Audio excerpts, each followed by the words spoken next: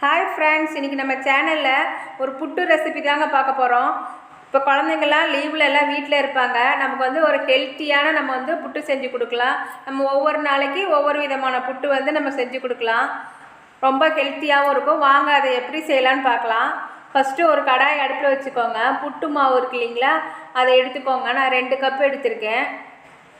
2 cup எடுத்துகிட்டு லைட்டாக நம்ம சூடு வர அளவுக்கு மட்டும் நம்ம வறுத்து எடுத்துக்க போகிறோம். தீஞ்சிடக்கூடாதுங்க. நம்ம தொட்டு பார்த்தோம்னா சூடு இருக்கணும் கொஞ்சம் லைட்டாக. அந்த மாதிரி இருந்தால் மட்டும் நமக்கு போதும். நம்ம இந்த மாதிரி வறுத்துட்டு பண்ணும்போது புட்டு நல்லா நமக்கு சாஃப்டாக நல்லா வரும். வறுத்துட்டு ஆற வச்சுருங்க. ஆற வச்சுட்டு ஒரு பவுலுக்கு மாற்றிட்டு கொஞ்சமாக உப்பு சேர்த்திக்கலாம். உப்பு சேர்த்திட்டு அது நான் 2 பங்காக நான் பிரிச்சுக்கிறேன். 2 கப்பு போட்டோம்ல, 1 கப்பு நான் இன்னொரு பவுலில் எடுத்து மாற்றிக்கிறேன். இப்போ பாதாம் மிக்ஸ் பவுடர் இருக்குங்களா, அதை நம்ம அதில் சேர்த்துக்க போகிறோம். நான் 2 ஸ்பூன் சேர்க்குறேங்க. பாதாம் மிக்ஸ் பவுடர் இருக்குல்ல, அது நம்ம கடைகளில் வாங்குவோம்ல, அந்த பவுட்ரு தாங்க இது. அதை நம்ம சேர்த்து நல்லா கலந்து விட்டுக்கலாம். கலந்து விட்டுட்டு நம்ம கொஞ்சம் கொஞ்சமாக தண்ணி தெளித்து நம்ம புட்டு மாவு பிசைஞ்சு வச்சுக்கலாம். தண்ணி நிறையா ஊற்றிடக்கூடாதுங்க. கொஞ்சம் கொஞ்சமாக தெளித்து பிசைஞ்சிக்கோங்க.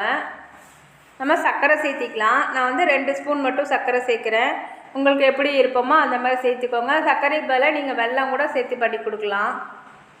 இந்த மாதிரி பிடிச்சா உங்களுக்கு பிடிக்கிற மாதிரி வரணும். இது நம்ம கரெக்டான பக்குவத்தில் இருக்குது. இதை நம்ம மூடி போட்டு வச்சிடலாம். ஒரு 10 நிமிஷம் அப்படியே இருக்கட்டும். இப்போ இன்னொரு பவுலில் மாவு எடுத்து வச்சோம்ல, இன்னொரு கப்பு, அதில் இப்போ சர்க்கரை சேர்த்திக்கலாம். சர்க்கரை சேர்த்துட்டு கோகோ பவுட்ரு இருக்குது பார்த்தீங்களா, அது நம்ம 1 ஸ்பூன் சேர்த்திக்கிறோம். சேர்த்திட்டு அதையும் நல்லா கலந்து விடுங்க.